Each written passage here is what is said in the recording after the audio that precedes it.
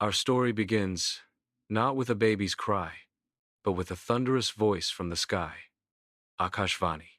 The tyrant King Kamsa of Mathura was driving the chariot for his sister, Devaki, and her noble husband Vasudeva on their wedding day. Kamsa loved his sister, but that celestial voice boomed. "O foolish Kamsa, the eighth son born to this sister you love will be the one who ends your life." Terror turned Kamsa's heart to stone. He immediately imprisoned Devaki and Vasudeva in his palace dungeon. For years they lived in that dark, damp cell, one by one.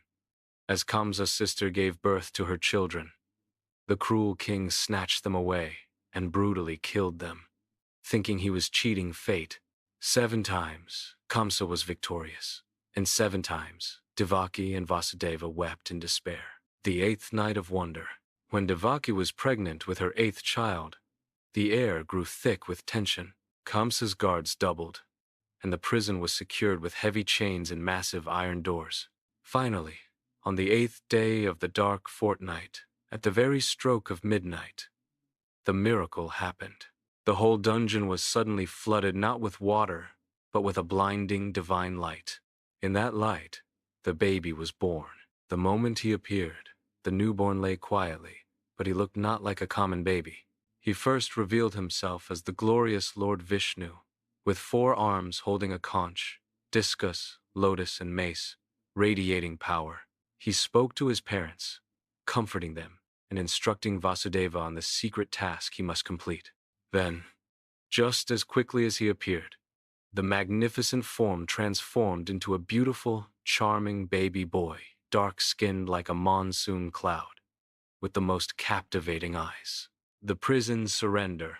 This was the first great mystery. The guards, all the guards, who were supposed to be watchful, fell into a deep, magical sleep, a sleep so profound no noise could wake them. The chains. Vasudeva's heavy iron shackles and chains suddenly broke open, falling to the floor with a clatter that should have woken the dead, but the guards slept on. The doors. The 7 heavy, iron-latched prison gates, designed to keep a king captive, swung open silently and miraculously, one after the other. Vasudeva realized he was being led by a power greater than Kamsa. He gently placed the precious baby in a small basket, hoisted it onto his head, and slipped out of the palace and into the terrifying night. The raging river and the serpent's canopy. Outside, a ferocious monsoon storm raged. The rain hammered down like 1,000 spears.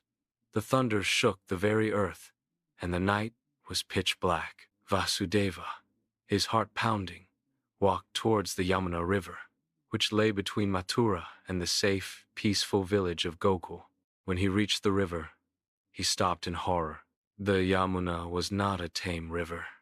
It was a roaring, swollen torrent, flooded by the storm, its waves leaping like hungry monsters. How could a man cross this deadly river, carrying a precious baby, without drowning?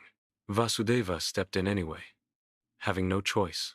The curious parting, as he waded into the dark, swirling water, 2 more miracles occurred. The water's respect. The water of the mighty Yamuna, as if recognizing the divine essence of the baby being carried, began to recede and part. It did not completely dry up, but it lowered itself just enough, making a safe, shallow path for Vasudeva to walk. The current respected the little feet it was meant to touch. The serpent's guard. To protect the newborn from the torrential rain, a gigantic, multi-headed serpent, often identified as Sheshanaga, or his representative, suddenly appeared behind Vasudeva. It uncurled its colossal hood and held it high, forming a perfect, living canopy, a 1,000-hooded umbrella over the basket containing baby Krishna, shielding him completely from the storm. Legend says that at one point, Vasudeva became so scared that he lifted the basket higher and higher until the river water rose to his neck. It was only when the tiny feet of the infant touched the water that the furious Yamuna immediately calmed down, realizing the ultimate lord had graced her with his touch. Vasudeva completed his journey across the treacherous river, exchanged his divine son for the baby girl born to Nanda and Yashoda in Gokul, and returned to the dungeon before the first light of dawn, carrying the baby girl. He was shackled, the doors were shut, and the sleeping guards awoke, all as if nothing had happened save for the cry of a newborn baby, the baby girl, announcing the birth of the eighth child, whom Kamsa was about to meet.